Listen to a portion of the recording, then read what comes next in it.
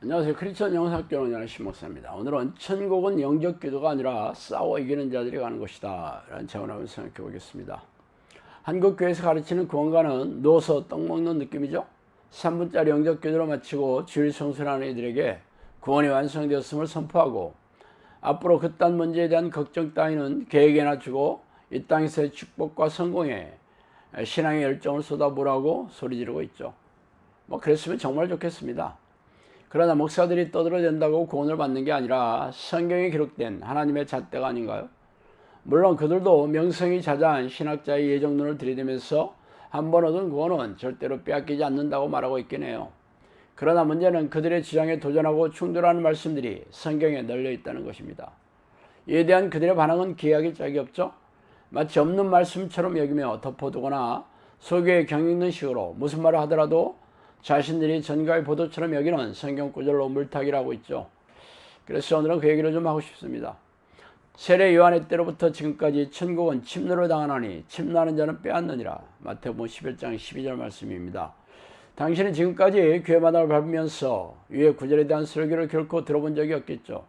왜냐하면 지금까지 한국교회에서 가르쳤던 구원관과 판이하게 다르기 때문이에요.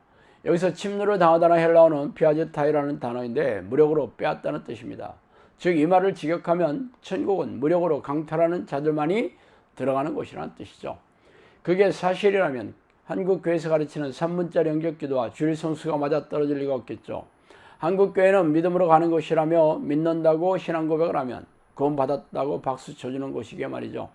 그런데 무력으로 싸워 빼앗는 자들이 들어간다는 위의 말씀이 어떻게 가르칠 수 있겠어요? 그렇다면 둘 중에 하나는 거짓말일 게 분명하겠죠? 그렇다면 과연 이 말이 사실이라면 이 말씀을 뒷받침하는 말씀들이 성경 곳곳에 널려있지 않겠어요? 이기는 자는 이와 같이 흰옷을 입을 것이요 내가 그 이름을 생명책에서 결코 지우지 아니하고 그 이름을 내 아버지 앞과 그의 천사들 앞에서 시인하리라. 요한계시록 3장 5절이죠. 무력을 빼앗다는 뜻은 누군가와 싸워 패퇴시켜 전리품을 획득하는 의미인데, 이 단어를 한마디로 말하면 싸워 이긴다는 뜻이에요. 이와 똑같은 말씀이 바로 계시록에 여러 번 나와 있죠. 예수님은 이기는 자들이 생명책에 기록될 것이며 하나님 앞에서 이들의 천국 입성의 자격을 동의해 줄 것이라고 말이죠. 그런 한국교회는 누구와 싸워 이기는 것인지조차 무지하기 짝이 없죠. 그래서 마치 공상 과학소설이나 무협지를 읽는 것처럼 이 성경 말씀을 읽어 내려가고 있습니다. 그러나 예수님은 자신의 말씀은 천지가 없어이더라도 하나도 떨어지지 않는다고 선포하셨습니다. 이 말씀대로라면 천국은 무력으로 싸워 이기는 자들만이 얻어지는 곳이라는 것이 기정사실화된 셈이죠.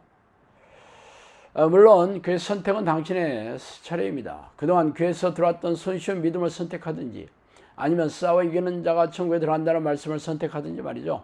이왕 말이 나왔으니 도대체 누가 싸워야 하는지에 대해 말씀드릴게요.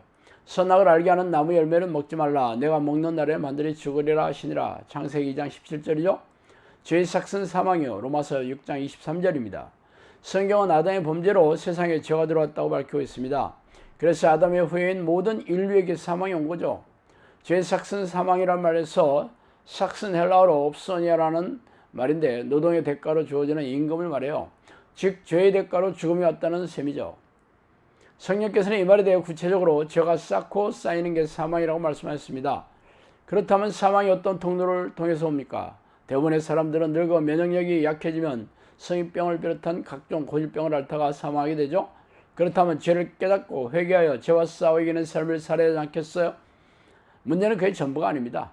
시험하는 자가 예수께 나와 이르되 내가 만일 하나님의 아들이거든 명하여 이 돌들로 떡덩이가 되게 하라. 마태복음 4장 3절이죠. 그건 영이 내쫓기니 옛뱀 곧 마귀라고도 하고 사탄이라고도 하며 온 천하를 꿰는 자라. 계시록 12장 9절이죠. 이러므로 하나님 미혹 역사를 그들에게 보내사 거짓 것을 믿게 하시면 진리를 믿지 않고 불의를 좋아하는 모든 자들로 하여금 심판을 받게 하려 하심이라. 데살로니가 후서 2장 11절 12절 말씀입니다.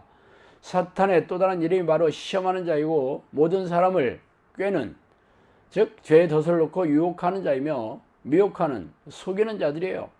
이 영들은 하나님의 용인하에 죄의 덫을 놓고 걸려들게 만들어 죄를 짓게 하여 하나님과 분리시켜 불행과 고통에 빠지게 하여 생명과 영혼을 사냥하는 놈들입니다. 그래서 예수님이 이 땅에 오신 목적이 마귀의 일을 멸하러 오셨다고 하신 이유예요. 그래서 천국에 들어가는 백성이라면 죄의 덫을 놓고 죄를 짓게 하는 악한 영들과 피 터지게 싸워 이겨야 합니다. 그러나 한국교회는 귀신의 정치와 공격에 무지하며 이놈들과 싸워 이기는 영적 능력도 없으니 기가 막힌 일이죠. 그래서 죄를 밥 먹듯이 짓고도 회개하지 않고 죄와 싸울 생각도 없이 교회 마당을 밟으며 성경에도 없는 주일 성수와 희생적인 교회 봉사를 반복하면 천국 백성이 된다고 철석같이 믿고 있으니 참 안타까운 일이 아닐 수 없어요. 자, 오늘 여기까지 하겠습니다. 감사합니다.